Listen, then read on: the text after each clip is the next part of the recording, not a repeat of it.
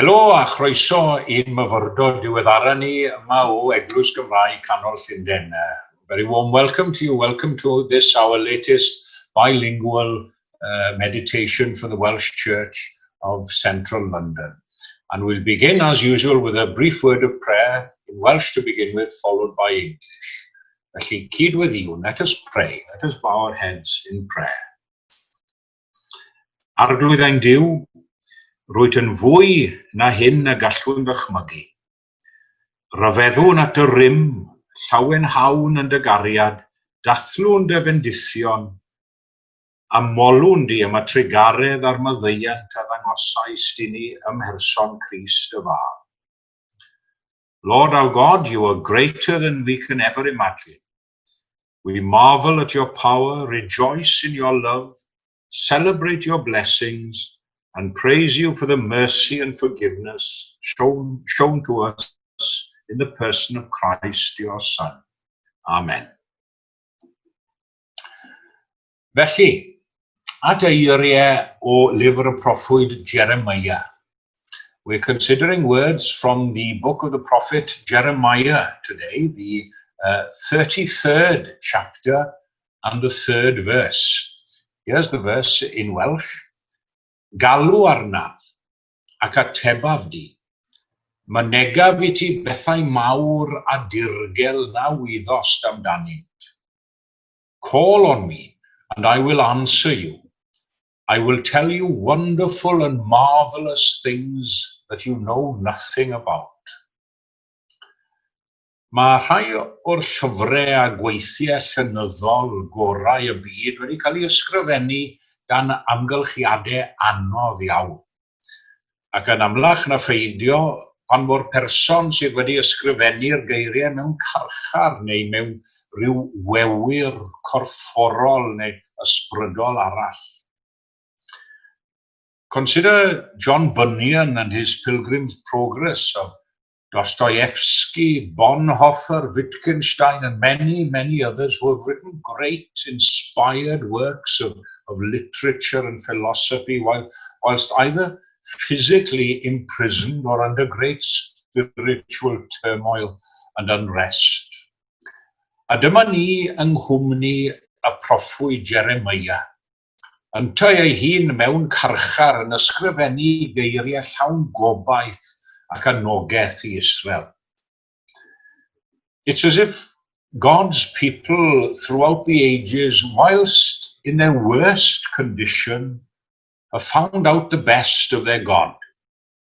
God seems to be at his best when we are at our worst. Mae'r adnod dwi'n cymryd fel rhyw fath o destun heddiw yn rannu ei hun yn hwylus a chyfleus iawn mewn i dair rhan. Yn gyntaf, gorchymyn, y command, yn ail, y ddewid, y promise, ac yn drydydd, anogaeth, an encouragement. Here's the command, call unto me or call on me, galw arna. Then the promise, and I will answer you, ac atebaf di. And finally, the encouragement, and I will tell you wonderful and marvelous things that you know nothing about. Felly'n gyntaf, gadewch i ni edrych ar y gorchymyn, galw arnaf, the command. Chi'n sylwi'n sydd nid cael ein cynghori neu gael ein perswadio i alw ar enw'r arglwydd, ond yn hytrach ein gorchymyn i wneud felly. Pam mae'n gorchymyn i wneud? Ond wrth feddwl am y peth, mae yna amseroedd a sefyllfaoedd yn ein bywydau pan fo angen gorchymyn i wneud rhywbeth yn dos. Think of our own experiences as children. Doesn't the reasoning and pleading on the part of our parents and teachers come to an end at times, and we have to obey a command? The flip side of that, as parents or adults in a responsible position with children, doesn't persuasion come to an end and a command has to be given? Ydyn, ni gyd yr un peth, mae angen gorchymyn arno ni ar brydiau. Ond dyma sy'n rhyfedd, dyn ni ddim yn anghofio i fwyta nac yfed, i wneud ein dyletswyddau beunyddiol, i ofalu am ein buddiannau ni ein hunain. Dydyn ni byth yn anghofio i fynd i'r gwely, i orffwys ar ddiwedd y dydd. Ond eto i gyd, ni'n anghofio mor aml i alw ar enw'r arglwydd. Hours upon hours are spent on the things of this world. Only moments and minutes for Christ. It's as if the world has all the best of us and heavenly things have the remnants of our time. So it's only necessary in a way that we are commanded to call on God's name, or we tend not to do it at all of our own accord. Mae angen gorchymyn arno ni alw ar enw'r arglwydd oherwydd ein amheuon ni yn yma. Amheuon, hyn amheuon yn sibrwd yn ein clustia ni. Pam trafferthu yr holi'r arglwydd ynglyn â'r peth a'r peth? Mae naillai'n rhy fach a dibwys o fater neu'n rhy gymleth ac anodd, fel bod rhaid i ni ein hunain ddatrys y broblem yn ein tîm ni. Ond na, bwrw dy faich ar yr arglwydd, ac fe ath gynnal, dyna'r cymhelliad y gawn ni yn yr ysgrythurau. Have you ever considered how many times this command to call on the name of the Lord is insisted upon in the Bible? How many times in Scripture we are told in no uncertain terms to do this very thing? You'll be surprised to find out how many times such words as these are given.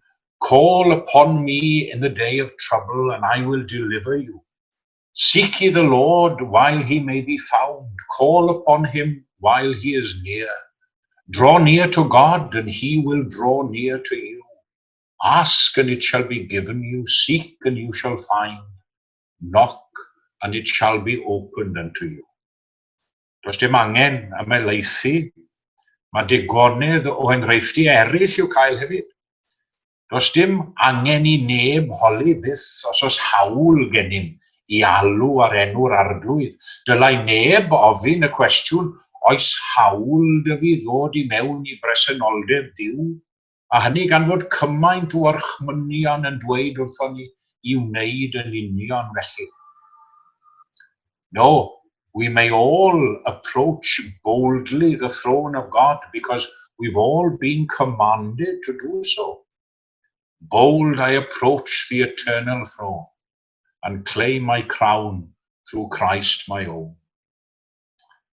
Sy'n farwen ni at yr ail bwynsef, yr addewid, the promise made, and I will answer you, ac mi atebaf. A dyma ni'n syth mewn dyfroedd dymunion fel petai.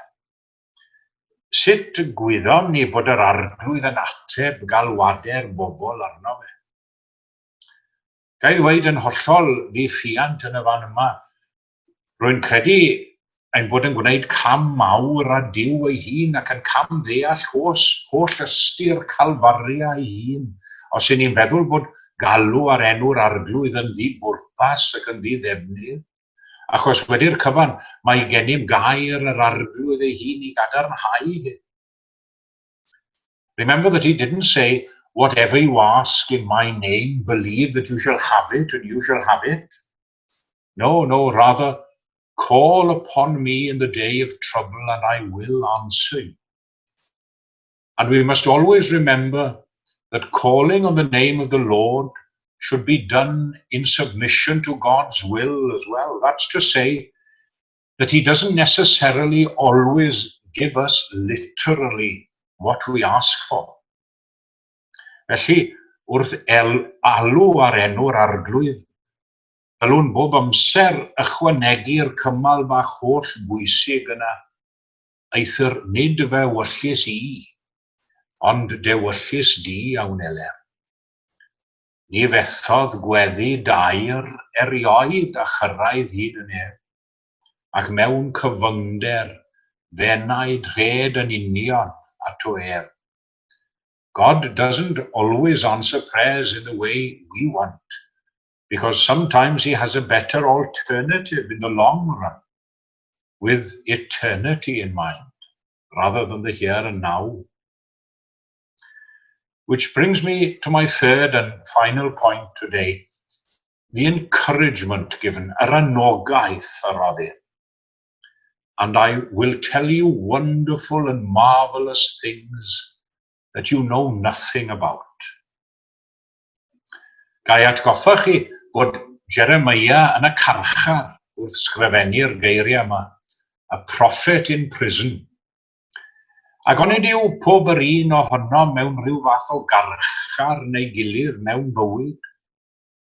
Mae carcharau amlwg iawn y mywydau rai, cyffuriau, alcohol, gamblo, a dibyniaeth ar lu o bethau eraill. But even we who perhaps don't think of ourselves as being imprisoned by any particular vice or other, doesn't selfishness, envy, greed, bad feeling, animosity, the desire to lash out instead of ensuring unity and concord between people, these can all imprison us at times.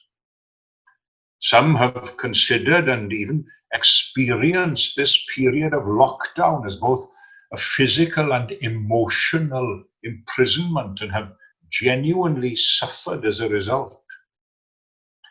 Ond dyma'r anogaeth sy'n cael ei roi i ni. Dim ond i ni alw ar enw'r arglwydd a mynegaf i ti bethau mawrion a dirgel na wyddost amdanynt. There's encouragement here for all people, the sick and the lonely, the fearful and the doubting, even encouragement for the bold and energetic workers for Christ. Wait upon God, call upon him, and you have the promise and encouragement that he will do greater things for you than you can ever imagine.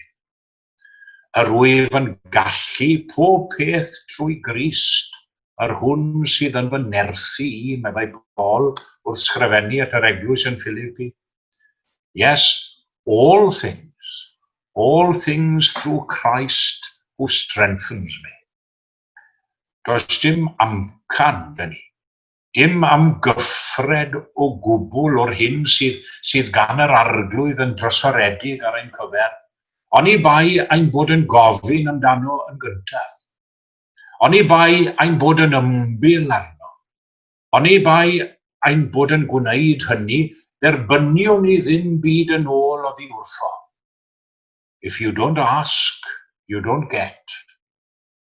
Today and every day, call on him. Galw arno, ac wrth ddisgwyl am ddim byd nac yn heiddi dim chwaith. Cawnau'n syfrdanu, allai sicrhau chi hynny, cawnau'n syfrdanu a teilioni a charedigrwydd yr arglwydd wrth iddo fynegu ni bethau mawrion a dirgel, na wyddom ni amdanynt. Gogoniant i'w enw. Amen.